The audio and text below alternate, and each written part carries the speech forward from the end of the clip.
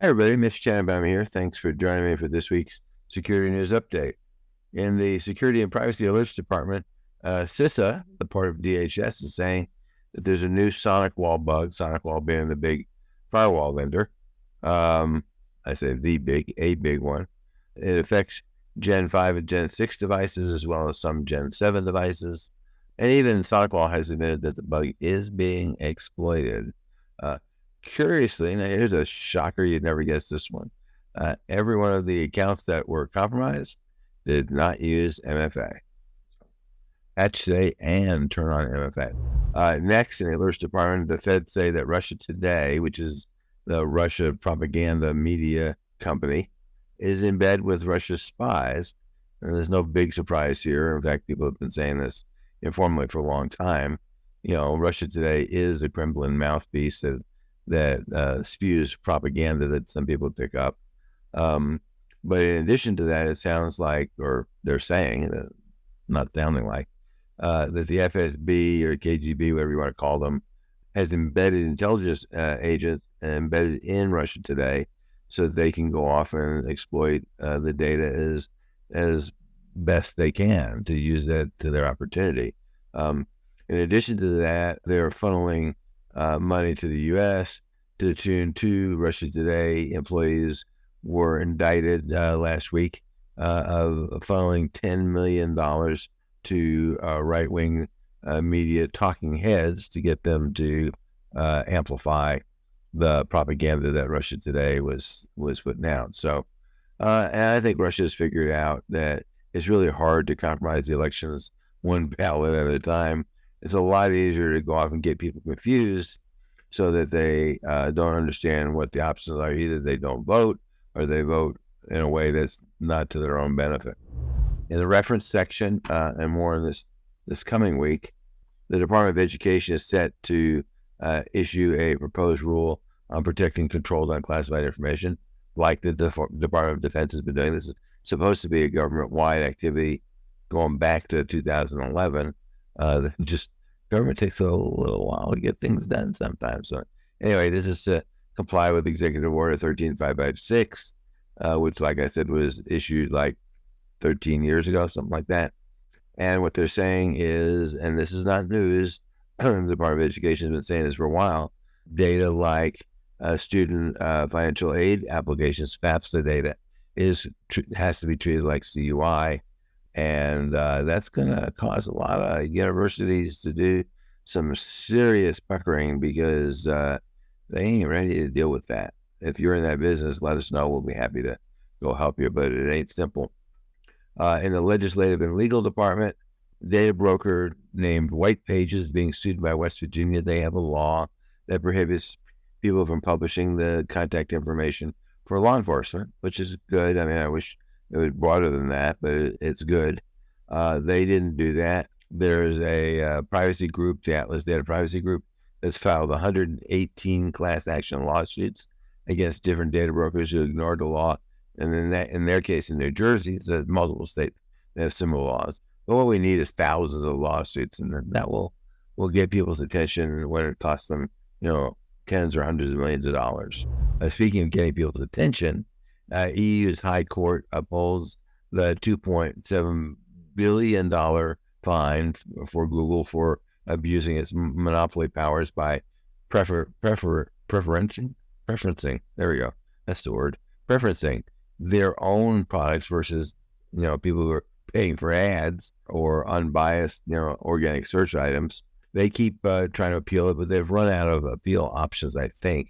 So it'll be interesting to see what they do. But anyways, $2.7 billion for Google and another $577 million for Alphabet, Google's parent company. And the Europeans, they're doing a lot better than we are.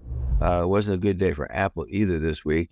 A lot of companies are headquartered their European operations in Ireland.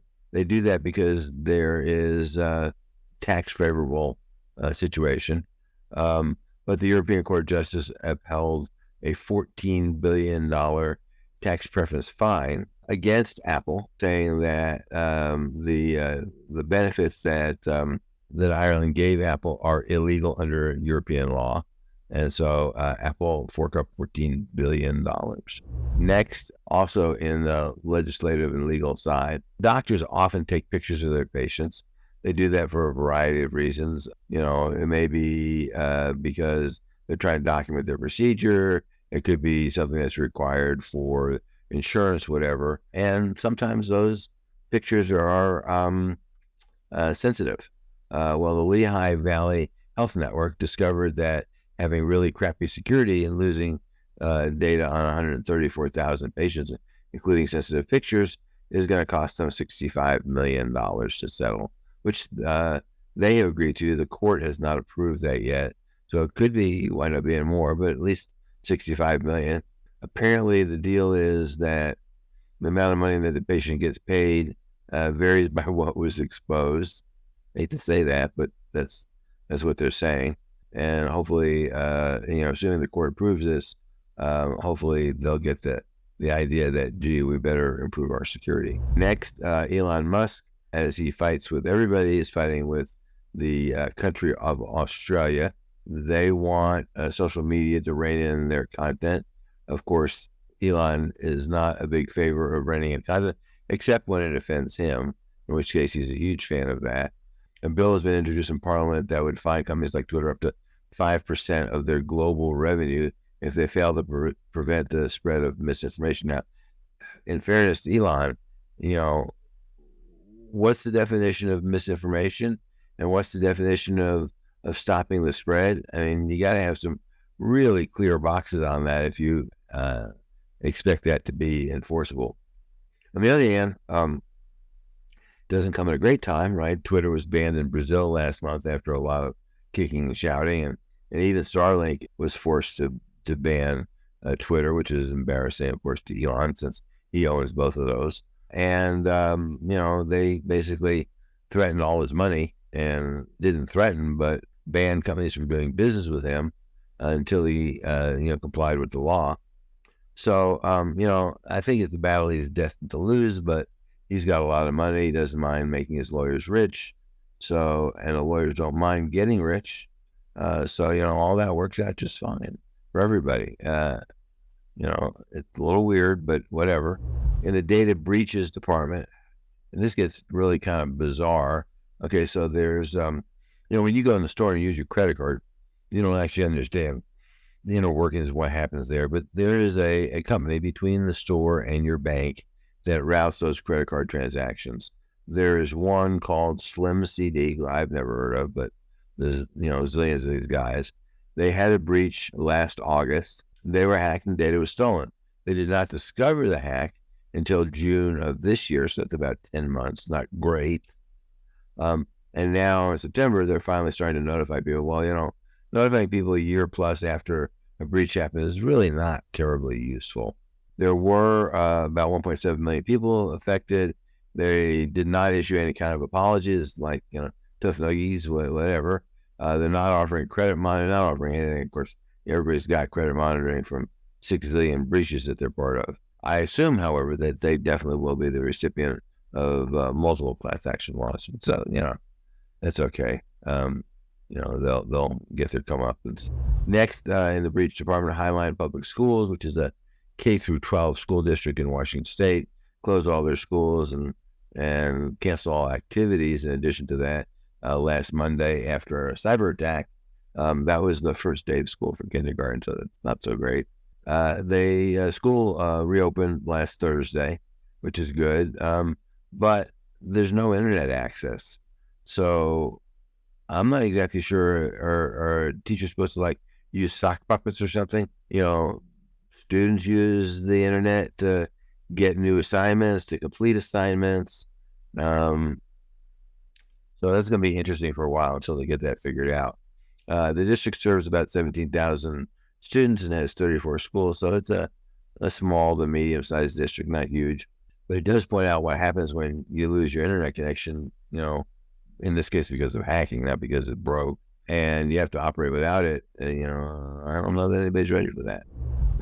The London Transit Agency, who got hacked about a week and a half ago now, had claimed on their website that they the no customer data was taken. Well, they've kind of removed that because obviously they figured out that customer data was taken. They're not really saying what happened, so that's not very helpful.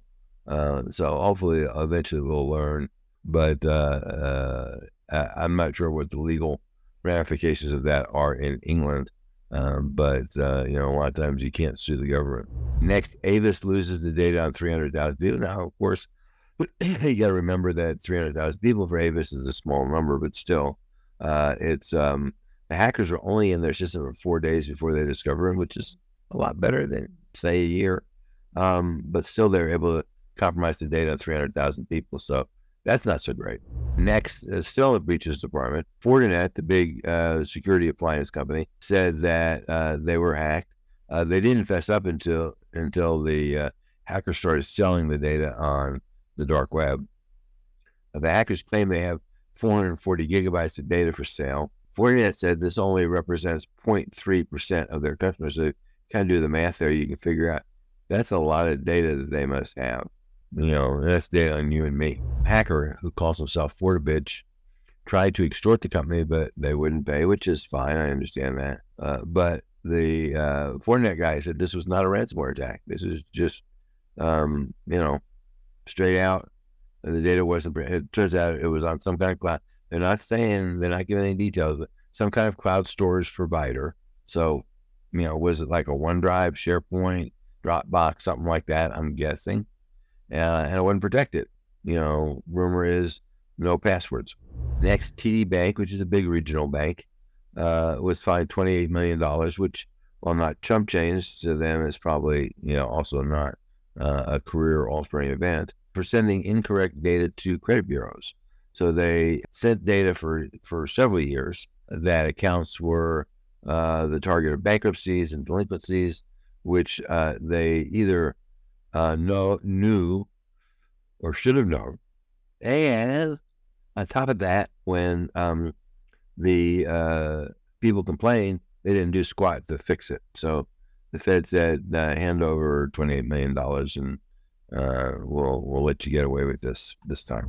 And finally, in the security news bites, unregistered crypto trading platform has settled with the SEC. They're now not going to go off and do what they were doing, so that it affects their business model. The FBI says cryptocurrency losses in 2023 reached more than $5.6 billion. And if you assume, but everybody assumes that, maybe 1% of crypto losses are actually reported, or 1% cybercrime,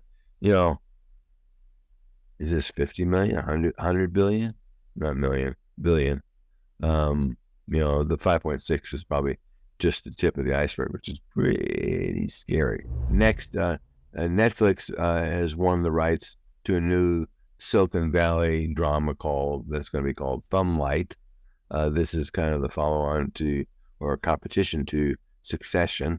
The rumor is that the storyline is not going to be very Valley-friendly. And as a result of that, companies like Amazon, Apple, who run pay TV services that compete with Netflix, and decided not to bid on it. Netflix said, full speed ahead, we don't care, which is good for them.